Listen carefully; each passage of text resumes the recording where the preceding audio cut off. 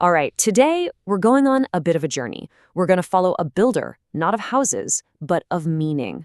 A guy who set out to solve an incredible puzzle, one that he believed connects ancient language, the very wiring of our brains, and the fundamental nature of numbers.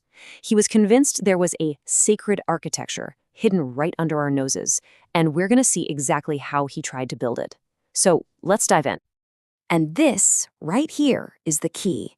The whole idea was to look at language not as just a bunch of stories, but as a set of perfectly shaped building blocks.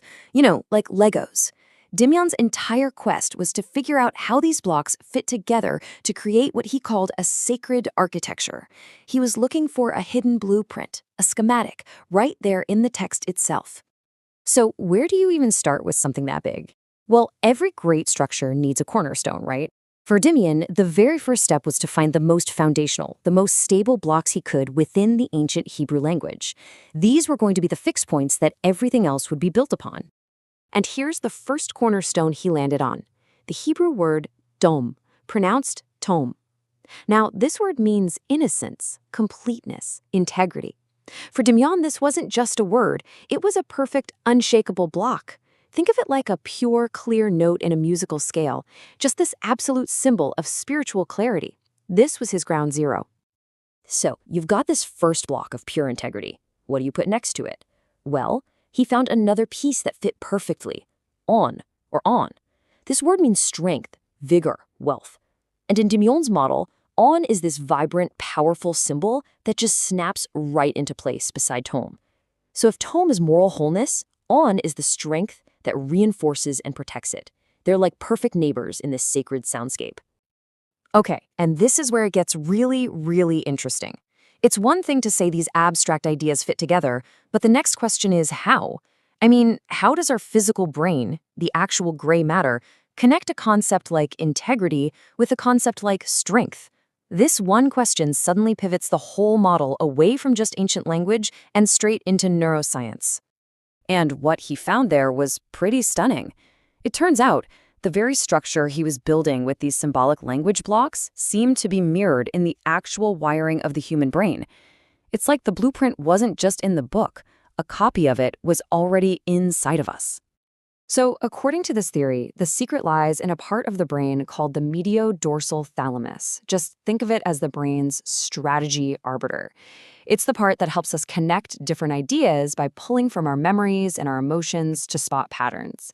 In this model, it's basically the engine that sees the likeness between symbolic blocks like tom and on. It's how our brain connects the dots and, crucially, how it protects us from mental chaos and confusion. So, we've got language, and we've got the brain. But the builder felt there had to be an even deeper layer holding it all together. To find that, he turned to what might be the purest language of all, mathematics. He was searching for an even more fundamental kind of stability. He zeroed in on one very specific number from Strong's Concordance, which is this huge reference tool for the Bible, and the number was 197. Now, it's a prime number, which is already interesting. It's indivisible, pure in a way. But for Dimyon, the hidden properties of this specific number became a hugely powerful symbol in his structure. Now, here's the twist. He didn't just look at it in our normal base 10 system. He switched to base 12, the system we see in clocks and musical scales. And what he found was incredible. No matter how he twisted this number around mathematically inside that system, multiplying it, adding things, rotating the digits, it always resolved back to the same core value. For him, this was it. A mathematical symbol of an unbreakable, cyclical, perfect stability. Okay, so with language, brain science, and numbers as his bedrock, Dimyon then imagined his whole system as a polis, like an ancient Greek city-state. And what's a city? It's a system of order. But it's an order that has to be constantly protected from the forces of chaos outside the walls. And this slide really lays out the central conflict of the model. Inside the city walls, you've got guardian logic, this system built on likeness, order, and clarity. But outside, there's always this opposing force, which the theory symbolizes as the dog. The dog represents everything that threatens that beautiful order. Confusion, ambivalence, hostility, you name it. So, how do you protect the city? How do you keep the dog out? Well, according to the model, it comes down to a careful, faithful handling of the symbols. For example, when you move a Hebrew word into English, a faithful transliteration keeps those symbolic blocks perfectly intact. But if you get careless, if you play games with it, you basically break down the walls and let the chaos, the dog, run right in. All right, so now it's time to assemble the whole thing. Let's see how all these seemingly separate pieces, the Hebrew words, the brain's wiring, that weird prime number, the city metaphor, how they all click together into one single unified model. So let's walk through the final assembly. It's like putting the Lego set together. You start with your foundation, tome, innocence. Then you click in your reinforcement, on, strength. Then you have to account for the threat, the dog, which represents ambivalence. And finally, you need a solution, a purifier. And for Dimion, that was the exclamation mark, a symbol of a purifying flame that just burns away all the confusion and restores clarity. And all of this builds to the ultimate synthesis. The theory suggests that the stable prime number 197 and that pure concept of Tom are foundational to what's known as the heros gamos. It's a fancy term for a sacred union or a sacred marriage. In this case, it's a symbolic marriage of pure innocence and pure strength. And that disruptive dog? Well, by its very nature, it is completely excluded from this perfect union of meaning. You know, what's so critical to get here is that this wasn't just some random collection of cool ideas. Demyan's entire structure was the result of a really rigorous, methodical process. It was built piece by chasing clues across linguistics, neuroscience, and mathematics, and by asking incredibly disciplined questions every single step of the way. And that really brings us to the big picture. This whole explainer has been about Dimian's journey, sure, but in a way, it's our journey too. It reveals this potential blueprint for how knowledge itself might be constructed, not just as a list of facts, but as a precise, unified structure where sound, number, and our own minds all converge to build something truly lasting. Welcome back to the Deep Dive.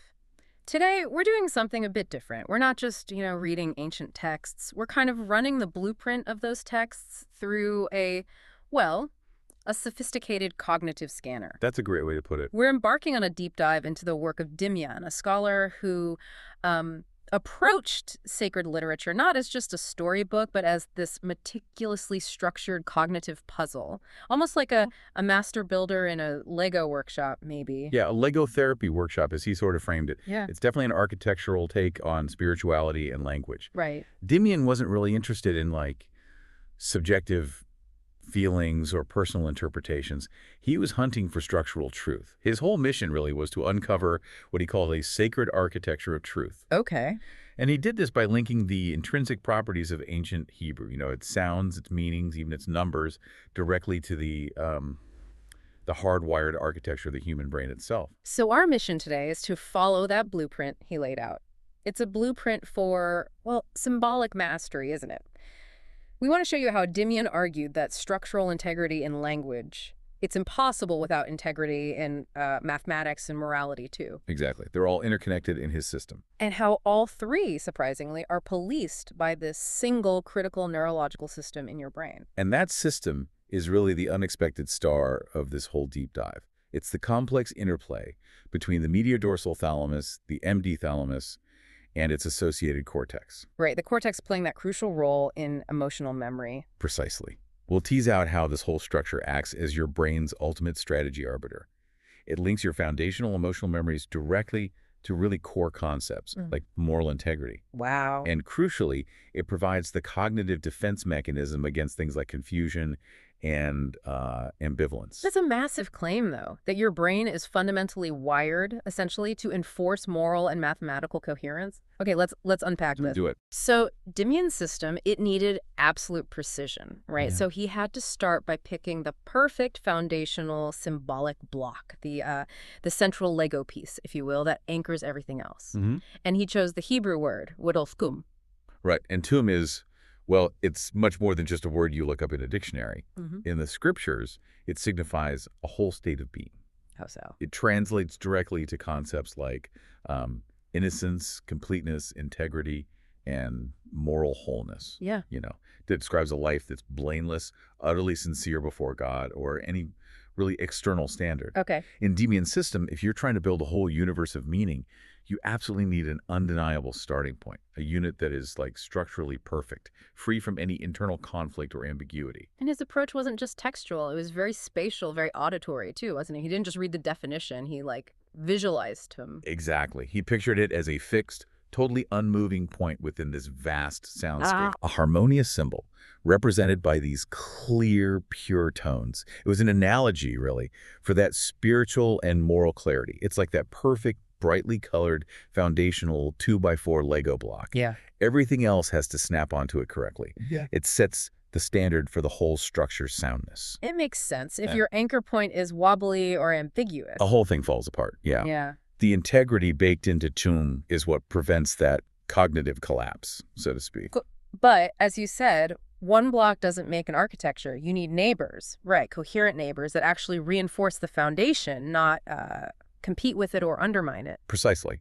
And that search for coherence, for a fitting neighbor, led him straight to the next symbolic block. Which was? The word quetzo, or on. On. Okay, I think I've seen that. It pops up in the scriptures, right?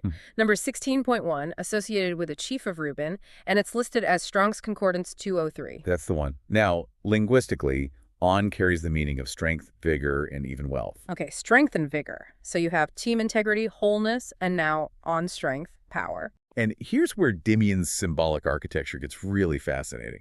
We've got this absolute moral clarity, tumtim, paired right next to dynamic power, on. So why are they neighbors? What's the connection? Well, Dimian argued it's because they share a deep likeness, both phonetically, in their sound, and structurally, in their meaning.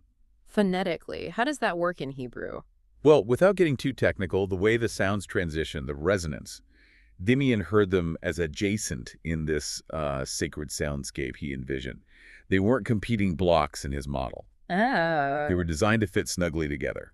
Reinforcing this idea that true moral clarity, TUM, isn't meant to be passive or weak. It must be coupled with on, with power, with vigor, with strength. So the structure, the architecture, is defined by likeness. Integrity and strength aren't opposites, they're necessary partners, like the first successful click of two perfectly matched Lego blocks. Couldn't have said it better myself. Yeah. That's the foundation. But, okay, here's the tricky part.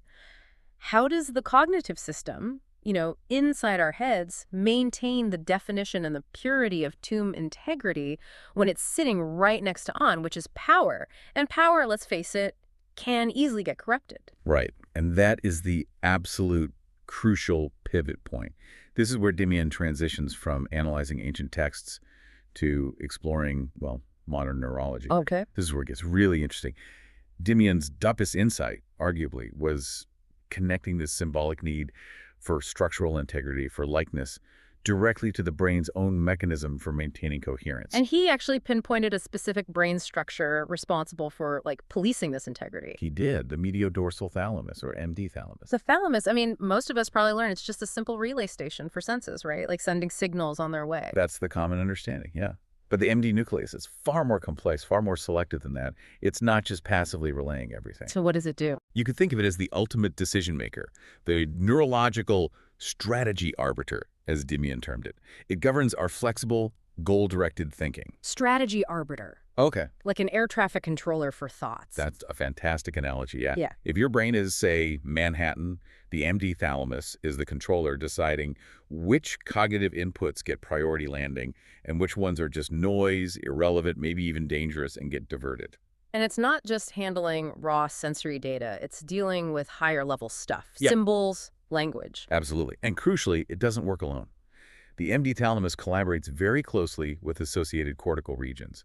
And these cortical areas are absolutely central to processing and storing emotional memory. Ah, okay. The emotional memory piece. That's the key link Dimian saw. That's the core of it. This whole circuit, the MD thalamus, the astrocytes, which are like the support cells, and this cortical relay stations together, they facilitate what neuroscientists call context inference. Context inference, meaning? Meaning the brain's incredibly fast ability to understand and integrate complex, layered information.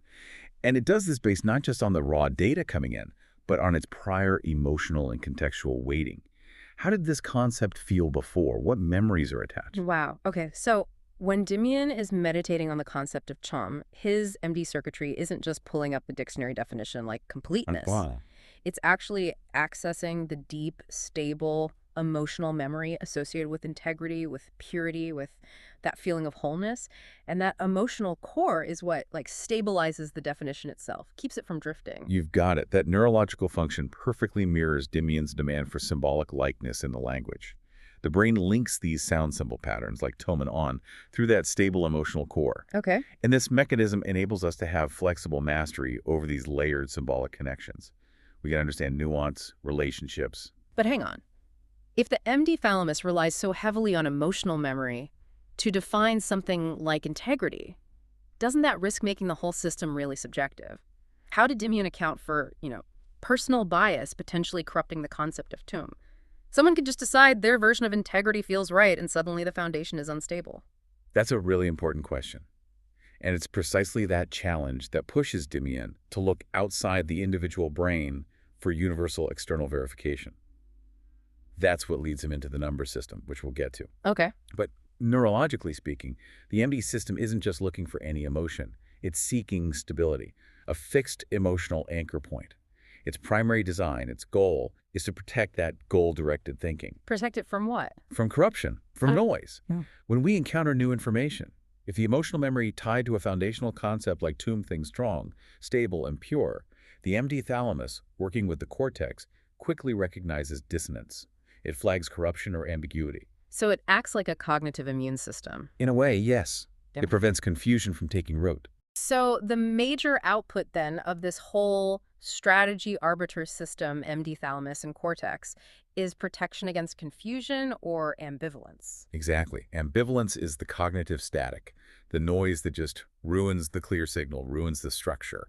It's what happens when the strategy arbiter gets overwhelmed or damaged and literally can't tell the difference between integrity and its absence or its corrupted form. So coherence is maintained through stability. The emotional context of TEM is stabilized by this MD thalamus-cortex partnership, making sure that moral block stays fixed, clearly defined, even when it's right next to the power block, on. It maintains the structural soundness of the concept. Precisely. The internal cognitive mechanism provides the stability. That's fascinating. So if the brain sets up this internal cognitive stability via the MD thalamus and its connection to emotional memory in the cortex, Dimion then needed to find an external, universal form of stability to mirror it, right? Something mathematically solid, unshakable, that could act as the ultimate numerical reinforcement for his whole architecture. You nailed it. He absolutely needed that external counterpart to the MD thalamus's internal guardian role. And this search led him deep into the examination of sacred numbers. Okay. Specifically, he focused on Strong's number 197, which happens to be a curious prime number. Prime, meaning only divisible by 1 in itself, already suggests kind of indivisibility, a purity. Exactly. Primes are mathematically foundational. They're inherently resistant to being broken down to fragmentation. They are, in a sense, pure mathematical units. Like 2 is a pure moral unit. But the real twist, the real revelation came from the framework he used to analyze 197, didn't it? It did. We tend to live and think in a base 10 world, decimals. But Dimion reached back and utilized the ancient lens of base 12 arithmetic. Base 12, like a clock face. Yeah. Or a musical scale, 12 months in a year. Exactly. It's cyclical. It has a different kind of rhythm and structure compared to base 10. It provides a fundamentally different framework for analyzing the underlying structure, the essence of a number. So it's like looking at the number through a different kind of mathematical microscope? That's a good way to think about it. Like analyzing music, you can look at individual notes, kind of like base 10, or you can analyze the octave, the harmony, the cyclical patterns, which is more like base 12. Okay, so he converts the prime number 197 into base 12. Was it just a simple conversion? Oh no, it wasn't just about rewriting the number, that was just the preparation. He was setting it up for a rigorous mathematical stress test. A stress test. What did that involve? He performed various mathematical transformations on the base 12 version of 197. Things like multiplication, repeated addition, specific rotations of the digits within the base 12 representation. So he was essentially trying to twist the number, to break it mathematically, to see if he could fragment its core essence, testing its structural soundness under mathematical pressure. Precisely. He was subjecting it to mathematical duress, and the finding was astonishing. It was the bedrock Dimion needed for his external validation. What happened? All these transformations, every single attempt to distort the number, to pull it apart, they all converge back to the same numeric essence.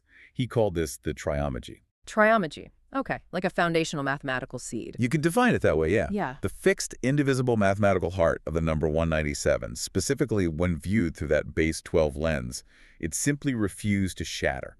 It possessed this internal, unyielding cyclic order and stability. Wow. So this numerical consistency, this unshakable prime in base 12, becomes a really profound symbol then. Absolutely. It symbolizes foundational likeness and stability. It's a conceptual seed that's inherently resistant to chaos and fragmentation. It's the perfect mathematical echo of the moral purity of Tomb, and it mirrors the cognitive stability enforced by the MD thalamus and cortex. It creates this beautiful total coherence across domains. The MD thalamus cortex ensures cognitive purity through stable emotional memory. The base 12 framework reveals the numeric purity of the prime 197. And both systems, the internal brain function and the external math, serve the exact same function, to resist fragmentation, to maintain integrity. Yes, the external mathematics confirms the internal wiring of the brain, according to Dimion. The architecture holds. It's sound from multiple angles. Okay, so now Dimion has established this harmonious, stable system. You've got the pairing of Tomb, integrity, and on strength, policed internally by the brain's strategy arbiter, MD thalamus cortex, and reinforced externally by the mathematical stability of prime 197 in base 12. A very tightly constructed system. But to fully define it, he also needed to clearly define the opposing force, right? What is it that actively tries to destroy this coherence? What's the threat? Right. He framed this threat using the classical concept of the polis. The polis, the ancient Greek city-state. Exactly. The polis represents order, civilization, structure, protection. Dimion argued that the symbolic city, the city built of sacred language and meaning, must be guarded by its own structural integrity. Guarded by what, exactly? By its numeric and phonetic likeness. By the very coherence we've been discussing. This is what he called the guardian logic. So the integrity is the city wall, in a sense. The city's structure relies on the precise geometry of Tomb and On, and it's reinforced by that unshakable base 12 math. That's the idea. But if that structural likeness breaks down, if the Lego blocks no longer snap together cleanly, if the sounds become distorted, if the meanings become blurred, then the city becomes vulnerable. The walls are breached, metaphorically speaking. Even if the MD cortex, the guard, is alert and flexible, the structure itself is compromised. right. The breakdown of likeness and order leads directly, inevitably, to ambivalence and confusion. The guards rounds the strategy arbiter's attempts to process information cleanly become ineffective because the signals are mixed, corrupted. And Dimion didn't just leave it abstract. He gave a specific, almost visceral symbol to represent this chaotic invasion, this force of confusion. He did. The dog. The dog. That seems unexpected. Why a dog? Well, it's crucial to understand this is within his highly specific symbolic context. The dog here is positioned as the absolute antithesis of the harmony and clarity found in Tum and On. How so? Where Tum represents completeness, integrity, pure sound, the dog, in this system, symbolizes discordant sound and broken meaning. So noise instead of harmony. Fragmentation instead of wholeness. Exactly. It embodies rejection, hostility, and unstable ambivalence. Think of it as the cognitive pollution we encounter all the time, the purposeful or careless scattering of clear, foundational ideas into confusing fragments. Okay, see the contrast now. If Tim is the perfect, well-defined Lego block, Then the dog is the destructive force that comes smashing in, deliberately grinding down the connection points, breaking the blocks, leaving you with a pile of fragmented, unusable concepts that look like the original but have lost all integrity. that fragmentation, it's presented as almost an act of hostility towards integrity itself. Yes, and think about what happens in the brain. If your strategy arbiter, your MD thalamus cortex system, is trying to process a concept that has been intentionally subjected to the dog's chaotic influence. Meaning it's partially pure, partially corrupted, filled with ambivalence. Right. It creates intense cognitive dissonance. It basically jams the system, halting that flexible, goal-directed thinking the MD thalamus is supposed to facilitate. The arbiter gets stuck because the data is fundamentally incoherent. This brings up a really practical problem then. For anyone trying to learn or understand these foundational concepts, especially across time or cultures, if the external world is constantly introducing this dog element, this chaos, how do you preserve the integrity of Tunim? How do you move it faithfully? And that's precisely where Dimion placed enormous emphasis on the process of transliteration. Transliteration, moving words from one alphabet to another, like Hebrew to English. Yes, but for Dimion, this wasn't just a casual translation exercise, finding the nearest equivalent word. He viewed it as a required, faithful mathematical transformation. Mathematical transformation, that sounds incredibly strict, like you're moving numbers, not words. That's exactly the level of precision he demanded. Faithful transliteration, in his view, means preserving the precise position, the shape, the phonetic weight, the entire essence of each symbolic block. So Tom's integrity and On's strength have to travel together completely intact. No loss, no distortion. None. The sound, the meaning, the moral weight they all have to be transferred with the precision of, say, calculus. It's about preserving the structural relationships. Okay, but isn't that a bit rigid? Maybe even elitist about language. I mean, doesn't language naturally evolve and adapt? People borrow words, meanings shift. Dimian might call these careless games, but isn't that just how language works? Why this insistence on hyper-strict mathematical preservation? It's a fair question. But remember Dimian's goal. He wasn't trying to describe how language does change organically over time. He was trying to access and preserve what he saw as a fixed, foundational, sacred architecture of truth. Okay, so the goal isn't linguistic flexibility. It's preserving access to a specific, unchanging truth structure. Exactly. From his perspective, when we allow sacred language, these foundational concepts, to just drift through what he calls careless transliteration games, we ignore the phonetic rules, the numeric underpinnings like that base 12 stability, the very things that stabilize the concept's meaning. And scattering the blocks like that. It immediately opens the door wide to ambivalence. The linguistic chaos directly mirrors and enables the symbolic chaos represented by the dog. The structure breaks down. So the goal isn't necessarily linguistic diversity in this context. It's ensuring cognitive purity for the person receiving the information. If the integrity of the word tum is compromised in the transfer, Then the cognitive integrity of the recipient is threatened. Their ability to use their MD thalamus cortex system to properly anchor the concept, to integrate it based on stable emotional memory, is undermined.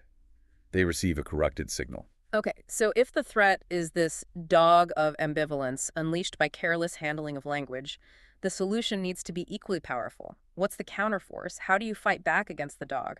Dimian identified a symbol that seems deceptively simple, almost mundane, but holds critical power in his system. Which is? The exclamation mark. Seriously, a piece of punctuation. How does that fight ambivalence? He saw it not just as punctuation, but as the purifying flame. Think about what an exclamation mark does semantically. It adds emphasis, certainty. It removes doubt. Precisely. It demands singularity of meaning. Its symbolic function, for Dimian, is to burn away the creeping ambivalence that threatens the symbolic order. It instantly restores clarity and integrity to the soundscape, to the cognitive framework. So it's like a symbolic stop sign against wishy-washiness, an unyielding assertion of, this is it, no debate. Exactly. It's a definitive assertion of truth in the face of potential confusion. Yeah. It fundamentally refuses the dog's invitation to chaos and fragmentation. It demands certainty, coherence. Okay, so Dimian's whole achievement, his symbolic mastery, it really came from this incredibly multi-layered discipline, didn't it? It wasn't just reading texts. Not at all. It was driven by relentless, guided questioning and reflection across completely different domains: linguistics, mathematics, scripture, even neurology. And adhering strictly to all the clues he found. Absolutely. The sound clues, the numeric clues like a 197 and base 12, the linguistic meanings of tump and on, and the neurological correlates in the MD thalamus and cortex. He insisted on integrating all of it. And this comprehensive, integrated approach allowed him to build what he saw as a complete sacred blueprint for achieving and maintaining cognitive coherence, assembling it piece by piece, block by perfect block. That's the essence of his work. Right. Let's try and pull that entire Lego structure together now, assembling all the key pieces Dimian defined. Oh. We start with home. That's the foundational block, representing innocence, completeness, moral clarity. The stable anchor point. Then we have quaestor, on its close neighbor, strength, vigor, wealth, linked tightly to tom by sound and structural likeness. The necessary partner to integrity. Then there's the opposing force, the dog, Right. representing discordant sound, ambivalence, hostility, the fragmentation of meaning. The force that seeks to break the structure. And finally, the exclamation mark, the purifying flame, the symbol of clarity that burns away ambivalence and restores integrity. The immediate restorative agent, demanding certainty. Okay, so when all these elements align correctly, when integrity, tom, is properly paired with strength, on protected from the dog's ambivalence by the purifying clarity, exclamation mark, what does that create? That creates the necessary condition, the perfect environment for what Dimian termed the hieros gamos, The hieros gomos. the sacred marriage or sacred union. Exactly. This isn't just about words fitting together, it's about the marriage of fundamental concepts. And that curious prime number, 197, with its unshakable base 12 harmony, its unfragmented trilogy. It stands as a permanent mathematical witness to this union. How so? It represents the seed concept of likeness itself. That stable, indivisible mathematical core is the foundation upon which the sacred union of Tum and Anos is built and validated. So it's the divine marriage of innocence and strength, of integrity and power, of unity and balance, and it's validated, witnessed by an external, unyielding mathematical constant. That's the blueprint for stable, enduring power and coherence. That's Dimian's ultimate structure. And critically, notice who is explicitly excluded from this holy union. The dog. The symbol of disruption, alienation, and ambivalence. It cannot participate because the hierogamos is defined by likeness, by stability, by coherence, the very principles the dog exists only to break down. There's no room for ambivalence in the sacred marriage. Which brings us right back around, full circle, to the listener's own cognitive architecture. Because this entire incredibly layered unity, this symbolic sacred marriage of integrity, strength, numerical harmony, protected clarity, Dimian argued it's cognitively reinforced, recognized, and even coordinated by what? By the central coordinating power of the MD thalamus and the associated cortical emotional memory systems. So your brain's strategy arbiter is fundamentally built, in a sense, to recognize and even seek out this kind of unified, unfragmented, coherent truth. That's the claim. It processes these kinds of sacred architectures naturally, instinctively seeking coherence, provided the foundational blocks, the initial inputs, haven't been corrupted by external chaos or those careless transliteration games. So, okay, stepping back, what does this all mean at the end of the day? Dimian's journey, it gives us this rigorous, really multifaceted map. It suggests that accessing profound knowledge isn't just passive reading. It requires this active, precise, structural commitment. Yeah, it's demanding. Sacred knowledge, in this view, is built with incredible precision. It has to be protected by these principles of likeness across sound, meaning, number, and it needs to be constantly purified by clarity against the threat of ambivalence. It really is a blueprint for achieving symbolic mastery. And the final takeaway then, for you, the listener? It's this. Understanding complex, layered information, especially foundational concepts, isn't just about memorizing definitions. It's about consciously engaging that MD thalamus and cortex system, actively integrating those words based on a stable emotional context, looking for that foundational stability Dimian found in Toman 197. Your brain isn't just a passive receiver. Not at all. It's an active participant, designed, arguably, to seek and maintain cognitive integrity, to fight against the forces of ambivalence and confusion. Right, and if you'd stop there, it would have been interesting, sure, but maybe a bit ambiguous, like an intellectual exercise built on shaky ground. Exactly. But Dimian, he doesn't really do stopping, does he? He just jumps straight to the next one, Strong's G204. And what he found there, it seems like it wasn't just another step, it was the foundation, like the actual foundation for this whole symbolic structure he's building. That's absolutely the shift we're looking at today. It's moving from those, let's say, softer relationships, likeness, numeric hints, into something solid, architectural. Yeah, concrete stability. Our listener sources really lay out how Dimian uses G204, this Greek word for cornerstone, to basically pivot his whole framework from, just conceptual links to a place of real sacred order. Mm-hmm. And that's the mission for this deep dive, isn't it? Pretty much. We need to unpack how G204 makes everything converge. We're talking deep linguistic meaning, spiritual symbolism, that geometric logic of perfect squares we need to get into, and even the neuroscience, the MD cortex, keeping it all safe. It's all about resolution, really. He needed a system that wasn't just smart, but strong. He was battling that fragmentation, that ambivalence, especially around his core symbols, Tom and On. G204, the cornerstone, it's like the ultimate ankle point that lets him build this unified reality, a sort of conceptual building guaranteed not to fall down. Okay, let's start there then. Section 1, finding G204, the foundational truth.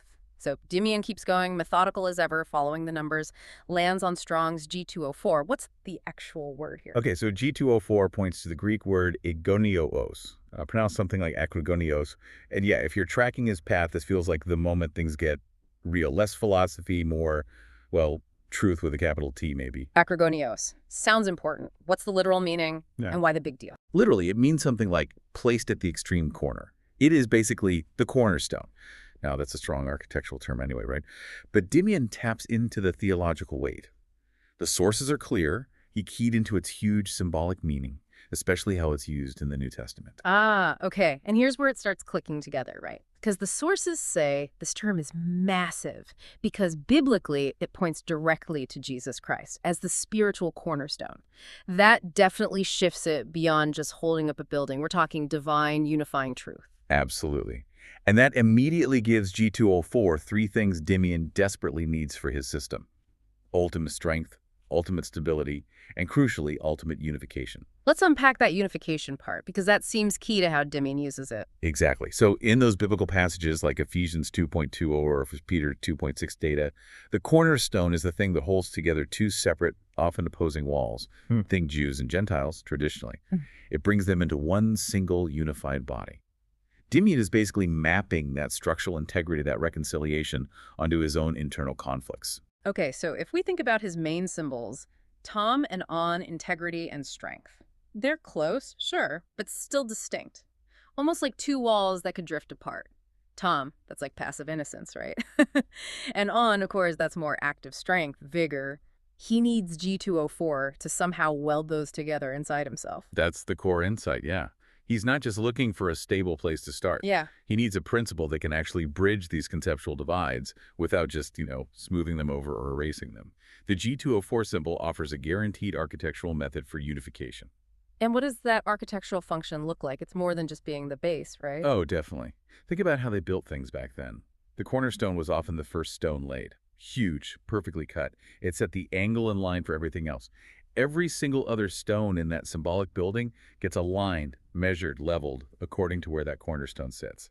If that first stone is off by even a tiny bit, the whole structure is compromised, unsound. Exactly. So the spiritual building Dimian's constructing, it's being measured against this absolute standard of truth and stability. The cornerstone isn't just the foundation, it's the reference point, the master key, maybe even the final piece holding it all together. Right. So Dimian grabs this sacred blueprint, this idea of a divine anchor, and just applies it straight to his conceptual world. And that directly tackles the fragmentation, the ambivalence he was wrestling with before.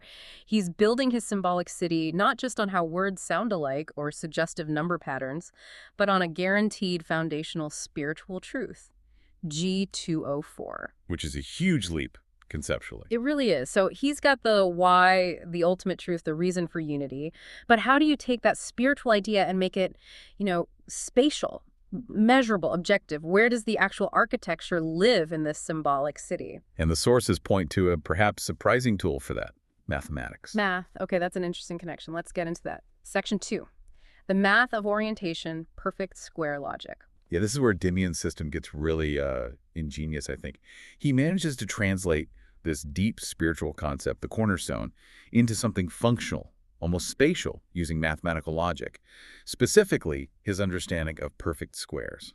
Okay, hang on, though. Let's ground this for a second. G204, the number is 204. That's not a perfect square, is it? 14 squared is 196, 15 squared is 225. So how does 204 connect to perfect squares? Is he just rounding, or is this more conceptual? That's a great question, and it gets right to the heart of it. It's why the sources stress that the perfect square logic here is about foundation and orientation, not about calculating with the number 204 itself. Dimian's using the idea of the perfect square, a square, equal sides, geometrically complete and stable as the principle that defines the shape of the space that G204 anchors. Ah, okay. So G204 is the spiritual anchor point, the what, but the perfect square concept provides the floor plan, the dimensions of the sacred space around that anchor. Precisely. Think of the perfect square length equals width. It represents that kind of perfect stability, geometric wholeness. It's the conceptual grid, or maybe the blueprint.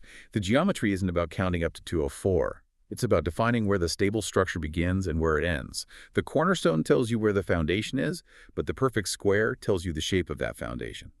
It's about order. That clicks better. It's less arithmetic, more like sacred geometry defining a center and its boundaries. Like the cornerstone itself is one big stone, but it marks the corner of a conceptually perfect, say, 10 by 10 or maybe 14 by 14 area. That's exactly the function. It's the conceptual ruler. It makes sure that the stability promised by G204 actually shows up in a measurable, spatial way in his symbolic city. If a symbol belongs with the cornerstone stability, its position inside the framework has to follow the clear, non-ambiguous logic of the perfect square. No fuzziness allowed within those lines. Okay. So this geometry then helps guide his intuition about where Tom and On belong, right? Their spatial and therefore conceptual closeness.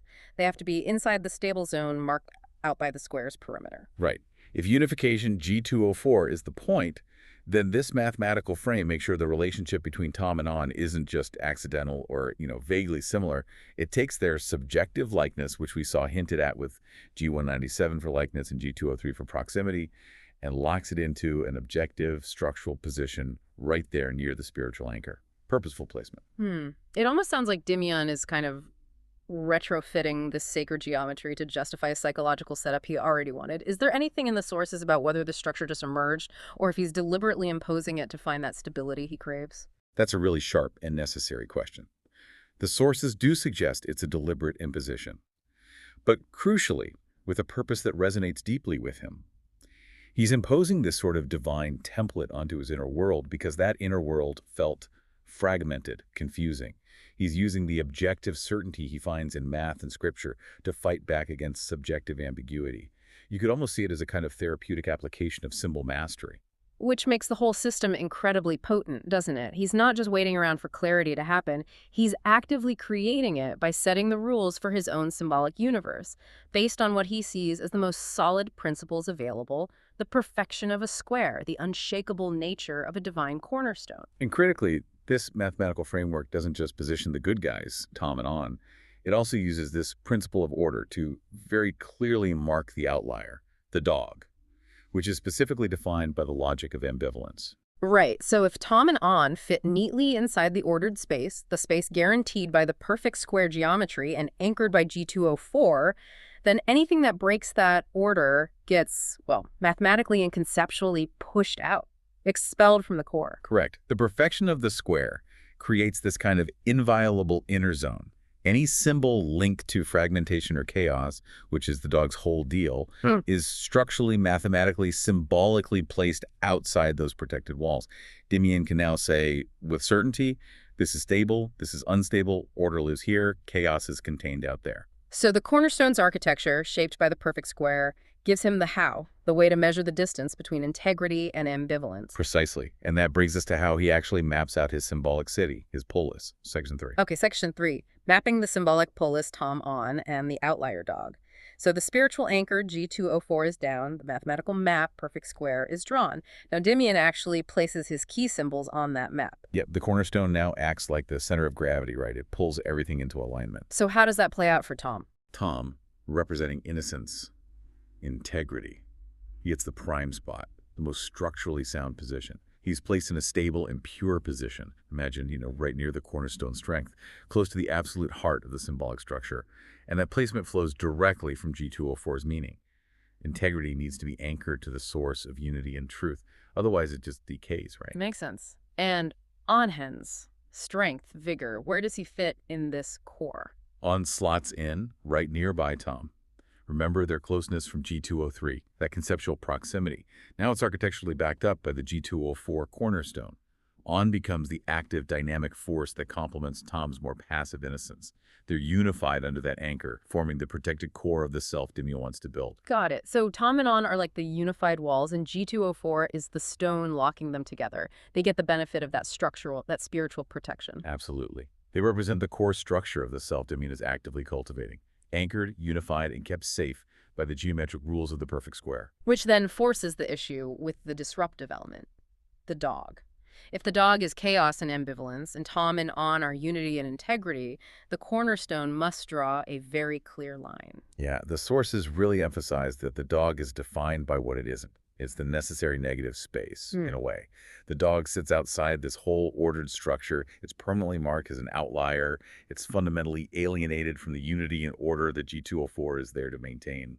I think we need to pause on alienation there. It sounds like more than just being outside. The sources say the dog actively mismatches the arrangement. What does that misalignment mean conceptually? Conceptually, misalignment means it disrupts the context. If Tom integrity and On strength align perfectly with the cornerstone's blueprint, meaning they work together predictably, cohesively, the dog, ambivalence introduces noise, mismatch. Ambivalence, by its nature, doesn't have a stable corner. You can't square it, you can't measure it neatly, so it literally cannot live in that foundational space defined by G204 in the perfect square. It doesn't fit the rules. Okay, so this isn't just about kicking the dog out. It's about structural definition.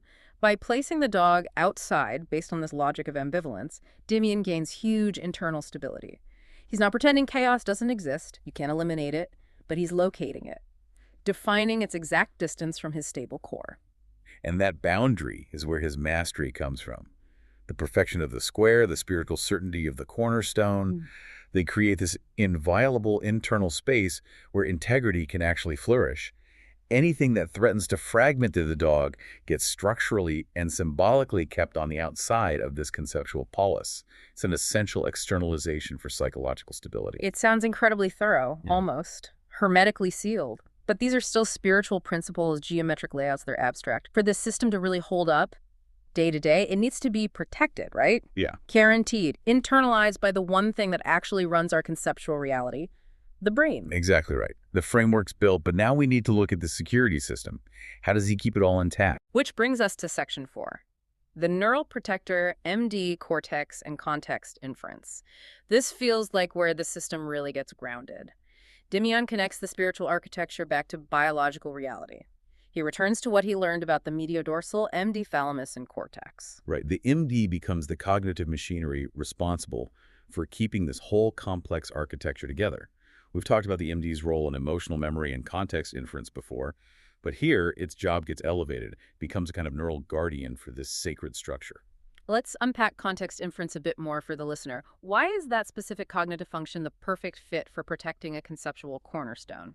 Well, context inference is basically the brain's superpower for weaving together different bits of information, where something is, how it feels emotionally, what happened last time, to create one unified understanding of a complex situation. So when you build a complex, emotionally loaded structure like Dimian's sacred polis, you need the MD to actively police the boundaries. It has to constantly check. Are the rules set by the G204 cornerstone still being followed here? Is Tom still next to on? Is the dog still outside? So the MD cortex isn't just passively remembering the layout, Tom near on, dog outside. It's actively enforcing the architectural context. It's like the internal building inspector for the symbolic city. And this is where the MD connects up to the higher brain regions. The MD thalamus is a major relay hub, right? It connects strongly with the prefrontal cortex, the PFC, which is all about managing complex ideas, flexible thinking, decision-making, emotional control. So if that MD-PFC circuit is working well, Dimian can hold on to the difference between the stability of Tom and On, anchored by the cornerstone, and the chaos represented by the dog. But if that circuit gets weak or fuzzy, the boundaries blur. The system potentially collapses back into that ambivalence he's trying to escape. Absolutely.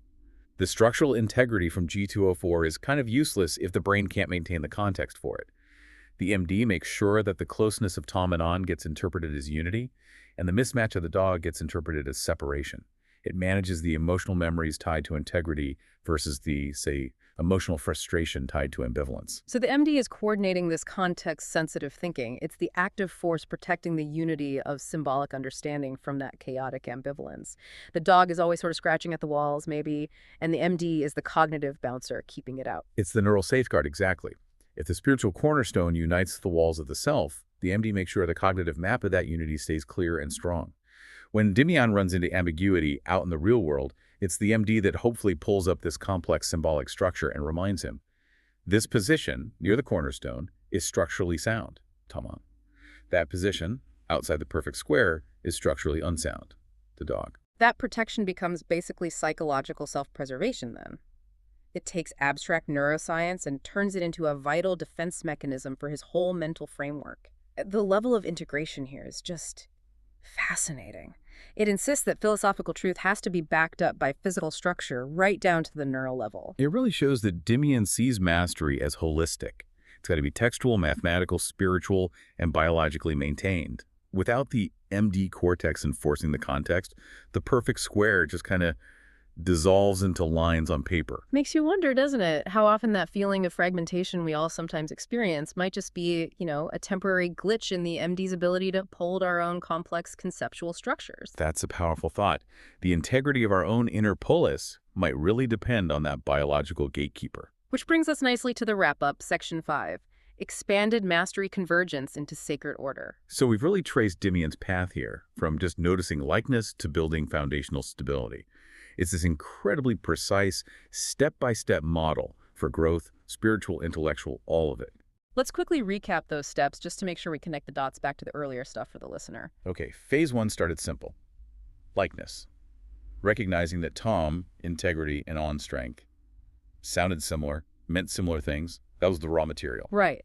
Then phase 2 moved into numeric harmony, using numbers like G197 representing purity, likeness, and G203, hinting at that conceptual closeness. That added the first layers of actual order sequence. And phase 3, the big one today, is achieving foundational unity through the cornerstone, G204. That's the moment the whole structure gets its ultimate unshakable anchor. So by weaving together the perfect square logic for the layout, the neural protection from the MD cortex, and the sacred symbolism found in those lexical numbers, G197, G203, and now G204, Dimian basically completes his architectural blueprint for meaning. He shifts from just identifying relationships that feel right, subjectively, to constructing a guaranteed, stable building for those relationships.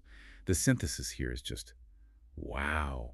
It's a powerful convergence of language study, number certainty, brain mechanics, and deep spiritual insights, all working together. And this convergence is what gives him the necessary escape velocity from the fragmentation he was struggling with. He's definitively located and defined the source of stability, which means ambivalence doesn't have the same power over him anymore. And that source is G204. The cornerstone becomes the ultimate point of unity and stability. It anchors the entire system. Without that anchor, the math becomes kind of arbitrary, and the neuroscience doesn't really have a specific structure to protect. It really is the difference between, say, drawing up the plans for a house versus actually pouring the concrete foundation that holds the load. G204 is that solid, guaranteed truth, ensuring Tom's integrity and On's vigor stay right there, protected at the center. And it sets up this clear hierarchy, doesn't it? Ultimate spiritual truth, G204, dictates the necessary geometric map, the perfect square, which then defines the symbolic placement, Taman versus the dog, which is all ultimately protected and enforced by the biology, the MD cortex. It's a complete self-sustaining system designed specifically to fight ambiguity, both intellectual and spiritual. The real achievement here isn't just knowing the different parts of himself, it's understanding the structure needed to keep those parts whole and functional. He's literally built a unified sacred reality inside his own mind. Which is a powerful blueprint for anyone wrestling with that kind of conceptual chaos, really.